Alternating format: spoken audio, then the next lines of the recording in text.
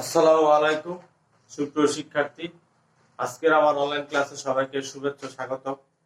আজকে আমরা অনলাইন ক্লাসের রাইট ফর্ম ভার্বের 2 নম্বর ক্লাসে আলোচনা করব আরো কিছু নিয়ম। তো সুপ্রিয় শিক্ষার্থী, তোমরা বোর্ডের দিকে লক্ষ্য রাখো। আমি কিছু শব্দ লিখেছি, শব্দগুলো আমরা দেখি। Always, regularly, occasionally, normally, everyday, sometimes, usually, often. এই শব্দগুলো থাকলে আমরা ভার্বের কি দিব? বি1, মানে কি প্রেজেন্ট ফর্ম। ঠিক আছে, বি1 দ্বারা আমি তোমাদেরকে প্রেজেন্ট ফর্ম বোঝাচ্ছি, ভার্বের প্রেজেন্ট ফর্ম।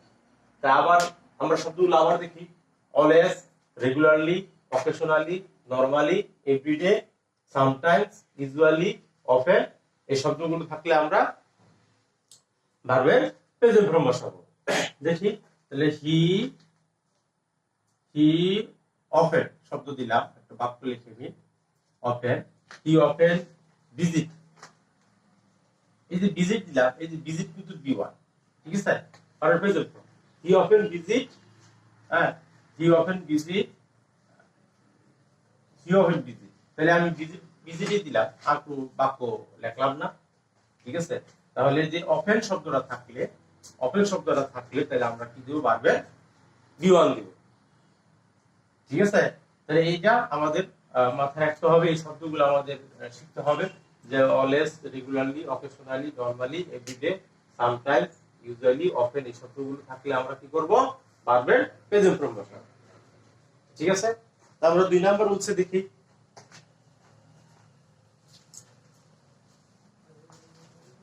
2 নাম্বার রুলসে কি লিখছি? Had better, had rather, would better, would rather, let, must, need, there থাকলে ভার্বের বি1 বসাবো, ভার্বের বি1 বসাবো, ভার্বের বসাবো, বি1 বসাবো। Had better, had rather, would better, would rather, let, must, need, there থাকলে ভার্বের কি বসাবো? বি1 বসাবো। টু থাকলে টু উঠে যাবে। তাহলে দেখি আমরা একটা বাক্য, যেমন ম্যান মাস্ট ডাই, এই যে মাস্ট শব্দটা আছে, তাহলে ভার্বের কি হবে? বি1 বসে। আরেকটা বাক্য দেখি, you had better, had better ভার্বের পরে কি বসবে? বি1 বসবে। তাহলে এখানে আমরা গো দিব, ঠিক আছে? You had better go abroad.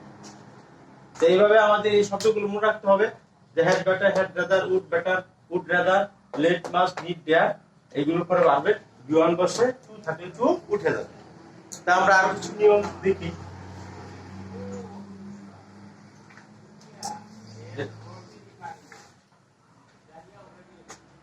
আমরা কিছু রুলস দেখি, যেমন বিফোর, আফটার। বিফোরের আগে কি হবে? Past perfect. বিফোরের আগে কি হবে? Past perfect. বিফোরের পরে কি হবে? Past indefinite, past indefinite. আর আফটারের আগে হবে কি? Past indefinite. আর আফটারের পরে হবে কি? Past perfect. যেমন আমরা ওই যে একটা বাক্য শিখছিলাম, the patient had died, the patient had died before the doctor came. Before the doctor came. তাহলে আমরা দেখি যে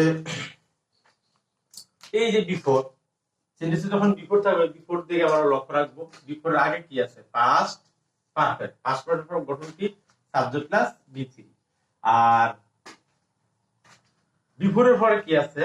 পাস্ট ইনডিফিনিট। তাহলে পাস্ট কি? ভার্বের বি2, সাবজেক্ট প্লাস ভার্বের বি2, ঠিক আছে?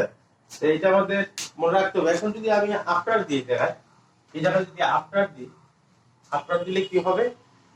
আফটার দিলে রুলসটা চেঞ্জ হয়ে যাবে। আপনাদের জায়গায় কি বলছি আমরা? আগে হবে কি? Past indefinite. তো পাস্ট ইনডিফিনিটে হলে আগে আমরা কি করব? পাস্ট ইনডিফিনিট করব সাবজেক্ট প্লাস বি2।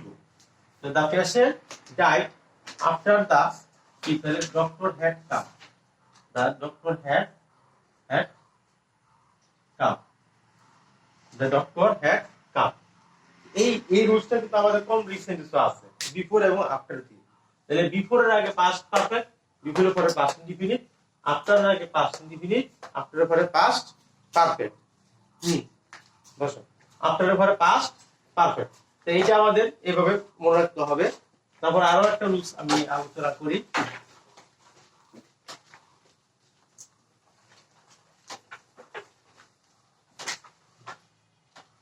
সিন্স আমরা যদি একগুলো প্রেজেন্ট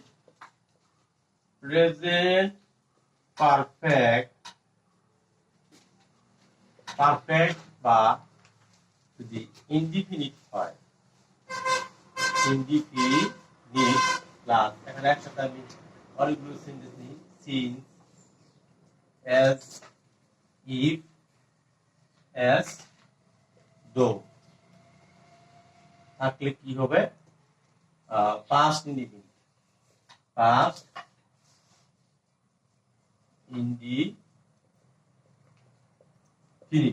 আমি তিনটা রুলস কে একসাথে অ্যাড করে দিলাম, যে since, as if, as though. Since, as if, as though যদি এর আগে যদি হয় প্রেজেন্ট পারফেক্ট বা ইনডিফিনিট, এরপর হবে পাস্ট ইনডিফিনিট। একটা বাক্য দেখি, যে he speaks as if he knew everything। এখানে নিউ দিলাম, এই যে নিউ এভরিথিং, সে কথা বলে যেন সে সব জানে। তারপর আবার যদি বলি যে it is many years since his father died।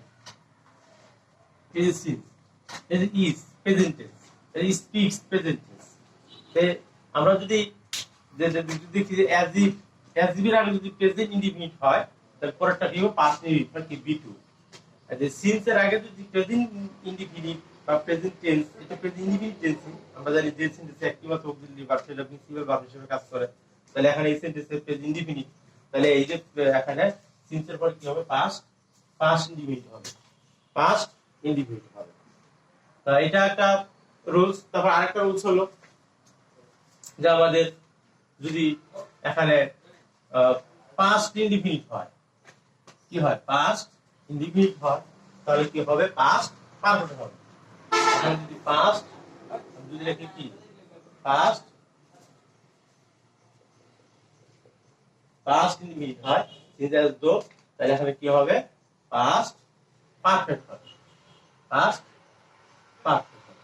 আচ্ছা, আরেকটা বিষয়, এখানে যদি আমরা বি ভার্ব ইউজ করি, তাহলে বি ভার্ব যদি ইউজ করি, তাহলে কিন্তু আমরা এখানে কি ওয়্যার ব্যবহার করব। যদি আমি সেন্টেন্সে বলি যে he speak as if he were a, তাহলে বি ভার্ব ইউজ করলে আমরা এখানে কি দিতে হবে? ওয়্যার দিতে হবে। He were a man, he were a man, সে একটা পাগল। তাহলে এখানে বি ভার্ব যদি ইউজ করি, তাহলে আমরা কি দিব? ওয়্যার দিব। এটা খুব মনে রাখতে হবে।